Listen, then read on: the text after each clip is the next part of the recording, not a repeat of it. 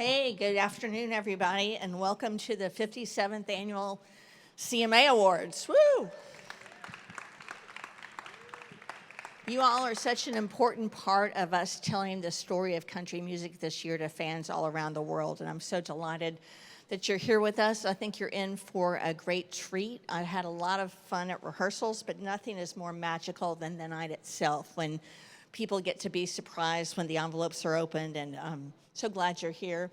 Also glad we're here with us are our dynamic duo of Peyton Manning and Luke Bryan. Will you guys please come out and join us? Thanks. We were being chatty. No surprise. Howdy, howdy. These two can be chatty, as we know. We were organizing some golf schedules. So you guys did such a great job last year that we decided to have you back. So, as you saw in the promos, Peyton got the call. So what can we expect from the two of you?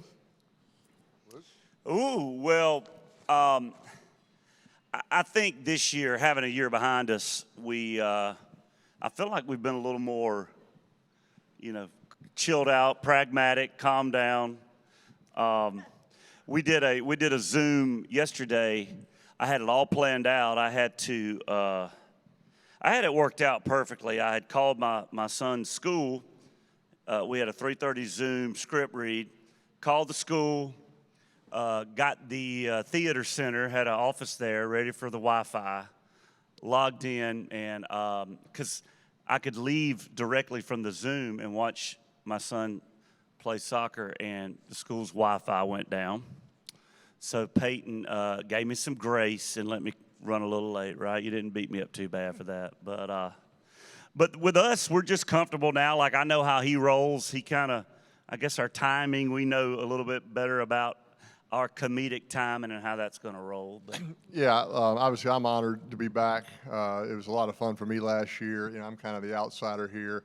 The music was so great, and seeing all the winners last year, the looks on their faces, as Luke and I kind of discussed last year. I mean, this is a life-changing moment for so many of these artists, and so I can appreciate that, and I'm looking forward to seeing some of those other life-changing moments tomorrow night. But got a great lineup of artists performing, and I just hope Luke and I get off to a better start. We had all these rehearsals last year, and we walked out, and I thought we were supposed to stand at this spot. Luke thought it was this spot. I think we kind of just split down the middle, right? The first move, there's a star here and a star there, and we get to the first star, and we look at each other. We're like,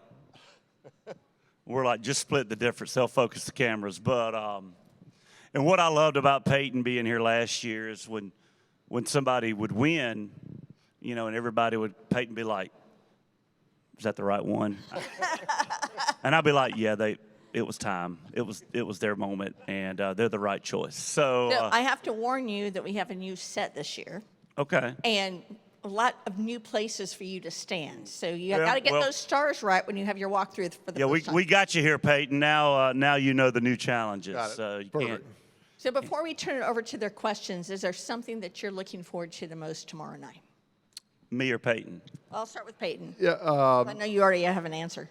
Like I said, I'm looking forward to the whole evening. One of my favorite parts, I actually just got to go watch a couple of the artists perform in these rehearsals. I love today and even tomorrow hearing every artist perform. I try to sneak out from kind of the things Luke and I are supposed to be doing and go watch Chris Stapleton sing. But I think the Jimmy Buffett tribute tomorrow will be special. I remember the Loretta Lynn tribute last year. That was outstanding. And talked to my buddy Kenny, who's a very fitting person to have perform part of the Jimmy Buffett tribute. So I'm looking forward to seeing that for sure. How about you, Luke? Yeah, I'm always excited about the surprise moments, the surprise performances. I mean, seeing Post Malone and Morgan, and is it Ernest or Hardy? It's Hardy, but we haven't said what song they're performing. Right, to see Hardy, for them to be on stage together, it's fun stuff. That it's going to be great to see what they're doing the Joe Diffie tribute, but it's going to be. Did I just spill the beans on that? Yes. See how I work? See how that works, Peyton? So before I give it over to Kelly so we can get to their questions, tell me about, Y'all help us out and don't mess us up on that. But do you get more nervous about performing or hosting? I think I probably get a little more nervous about performing still, because you still want that to be. Now I got this guy to kind of bail me out, but you always really want to do a great performance. That's always very, very important to put your best foot out there and sing really well. If you go out there and sing bad, it's kind of like a 4-interception day, Yeah. So Those aren't fun. sorry, Sarah, about the. All right, we'll All figure right, it out. we're gonna, Luke, Peyton, we're gonna get started with some questions from the audience. Can we start with the front in the orange, please? Yep, and Franklin will bring you a microphone. Hi, I'm Carson with Silverfish Media. You guys touched about opening last year and how it was a little bit rough. And Peyton, because you are such a student of game day footage, I know this. I'm wearing an 18 shirt. But I want to know, did you go back and watch last year's? Have you watched other years in getting ready for this second go-round? I came several years ago when Brad and Carrie hosted and did a little bit with them, and got to meet Robert during that time, and I presented an award to Kenny Chesney that night. So I had a little bit of an idea as to how it worked, and then of course I've watched it every year throughout the years. But last year I was certainly nervous because, like I said, I was new and just kind of wanted to do my part and also kind of stay out of the way and give these artists, their platform. So certainly feel more comfortable this year. Like Luke said, I think we kind of have the routine. I watched kind of bits and pieces of the show last year, obviously seeing Zeb Ross and just seeing the look of disgust on Luke's face as he had to endure Rocky Top. That was probably one of the highlights for me last year. So hopefully we have some other moments like that tomorrow night. But it really is just a really cool evening. My family's coming back. I have friends coming back, and I'm really pumped to be back. Great, we have another question here, right in the front in the black. Hi, Larry from Fox. First question for Luke. Luke, congratulations, 30 #1 hits. Crazy. Is there a moment that you realize that you made it, looking back on your career? I tell you what, I mean, it was a really defining moment in my career. For a couple of years, I had always been working singles and wanted like radio to add my single, to have a big ad day. When you roll out a song, if you had 10 ads, not that good, 20 ads, okay for a new artist. And I had always, my first 4, 5, 6 singles, I had always had pretty good first weeks as an artist. But when Country Girl Shake It For Me came out, I think I had 45 ads that week. And after all the work to get to that point, I remember sitting in the floor, my wife and I, and we were just like crying about it. It was a big day, and it felt like radio and everything was starting to really work. And then from Country Girl Shake It For Me, we went to I Don't Want This Night to End, and that went crazy. And I'd always told myself, if you could like put 3 big songs in a row together, things would really start happening. And then when we did Drunk on You, that little era right there was kind of like the moment. All I ever wanted was to know that I could do this for the rest of my life. And you never know that until you really feel that. But when I had that moment happen, I was like, I think I'm going to do this the rest of my life. I don't have to move back to Georgia and work at my dad's peanut mill. But to get to 30, you can't predict that. You can only work to get to kind of little goals and stuff. But to get to 30 is certainly far beyond what I expected of myself. But I'm playing. But it's a big deal. Thank you. We have another question here in the second row.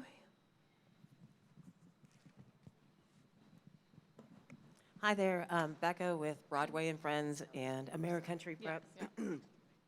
I'm curious, I spoke to Darius Rucker, and he said, Peyton, that you are stupid funny, and Luke, you're Luke. That's what he said. But I'm curious, I know you all have help with writers and jokes, but how much do you contribute to the comedy, and who is the one that kind of draws the line when it comes to jabs and picking on people and where you don't want to go? Well, I think Luke and I certainly both have thick skin, and the more that the joke can be on us, we are for it, right? I think both of us believe in self-deprecating humor, and as you can see right here in front of you, don't take ourselves too seriously. But look, this is supposed to be a celebration, and not here to make anybody mad or disappoint anybody. So like I said, I feel like you and I are getting sort of the majority of the punchlines on us Right. tomorrow. But I do think the one thing that's great about Robert is that he kind of says, how would you say that line? Yeah. And Luke's would say, well, I'd say y'all before that, right? And I might say, let me think about, it just, I think he allows us to kind of use our words and makes us feel more comfortable, like we are up there just kind of having a conversation, which I think is good. And we also have the ability to say, no, that doesn't really make me feel comfortable. That's not that funny. Let's not say that. So we have the ability to sort of audible out of some jokes, right?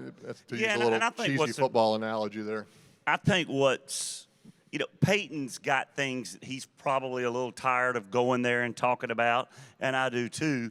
And if we keep turning back the clock and talking about stuff we've talked about our whole careers when we've been on big audiences, that's not getting us anywhere. So if we can always kind of be a little more creative and not do the standard, the standard jokes that you would expect us to do to one another, between football references, trying to toe that line and really not overdo. And we all sit there at the round table and go through them. And the most important thing is, how would Peyton and I just say something naturally, and how does it work for?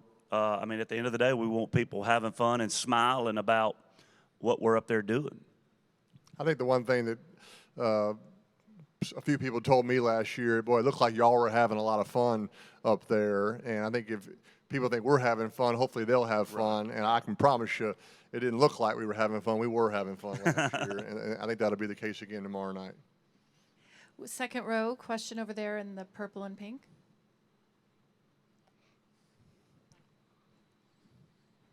Hey, Luke, I wanted to ask, you're in a really unique position as you know what it's like to be nominated and to win for Entertainer of the Year. Can you kind of talk about what the 5 nominees are going through today and tomorrow as the award show approaches? Well, I think anytime this time of the year kind of bookends an amazing year in your career. I think you've gone out there, you did the rehearsals in January, February, March, you went out on tour for the summers, and you did all the work. You went in the studio, you cut the songs, you went out there, promoted the songs, promoted the albums, promoted the tour. And so it's just a fun, I remember being in that spot. The coolest thing for me was growing up watching my heroes that are typically your Entertainer of the Year nominees get the front row. And when I started having a seat on the front row, and you're up there with, Tim McGraw and Faith Hill and Keith Urban and Nicole Kidman, and you're sitting there, and I just remember being like, what the hell's going on? I made it, my first year at the CMAs, I think I was sitting behind a television camera, like looking around some camera guy's butt the whole day, a whole night. But I was just glad to be in the room. So I think these nominees are just, everybody will be like, but winning is pretty special to be, and it's because it's your peers, it's the industry that really votes you in there. And to win. So I just remember those days for me were pretty stressful and hectic, and certainly when you win one, the after parties are pretty fun. But I just always remember being humbled and honored to be in those positions, to have nominations or multiple nominations, and heck, I wake up year after year trying to write and continue to get nominations and move the needle in my career and try to be creative to continue. Even with last year with Buy Dirt and Jordan and I being a part of that, it was a big deal for me. I think big deal for him to watch him win. So these artists work hard, and they get fired up when they get the nominations. And what's cool is their teams do too. I mean, I remember my bus drivers and my truck drivers just, they're out somewhere in Mount Juliet, flipping burgers and cooking steaks, watching their boss win, and it's all about them too. So that's something that's fun too, how it trickles to everybody. Question here in the third row, in the black.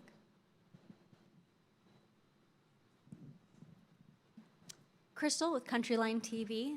Talk to me a little bit about the importance or significance of blending country with other genres by having presenters like Paula Abdul this year. Well, I think, let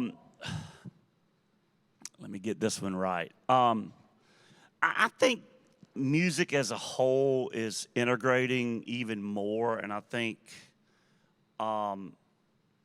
people, I think for years, I think maybe country music was it's a little satellite island out there, and now people have woke up and seen just how, when you look at streaming numbers and when you look at the numbers that Morgan and Luke Combs are doing, and they're defining, they're outpacing all forms of music. And so, country has done that before. It continues to do that. So when you have artists from all genres want to come in and be a part and do collabs, I think I have a whole, I could do a podcast about my thoughts on collabs, but I think fans and music fans love seeing them. They love seeing what's created by these collabs. I think the collabs, they bring cultures together. They bring people that would never. So I think it's all great for music, and I think it validates country's spot in all music. And I have a collab out there right now with John. I'm just playing, but with John Party though. Let me get it in there. But I think collabs are fun, and the song has to work with the collab, and certainly, anybody like a Paula Abdul. She sat in the chair at American Idol watching country singers for years, so she obviously understands the importance of country music too. I think we have time for maybe two more. Front row in the white.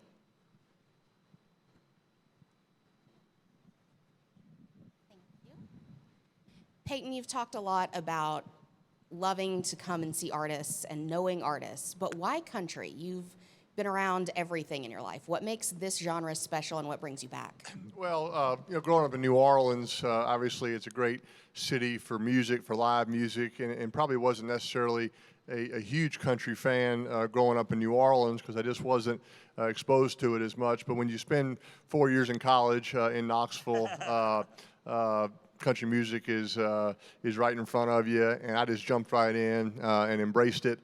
Got to meet a number of the artists during that time. Started going to concerts, and mentioned Kenny earlier.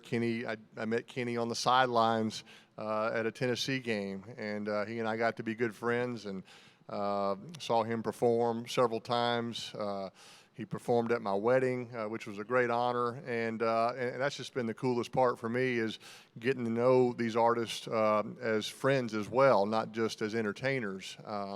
And I've tried to continue to get to know them and spend some time with them. Like Luke said, playing golf, and I've appreciated their friendships. You mentioned Jordan Davis earlier. Jordan, I met Jordan 4 years ago, and he told me that we'd met before, and I said, I don't recall that, and he said, no.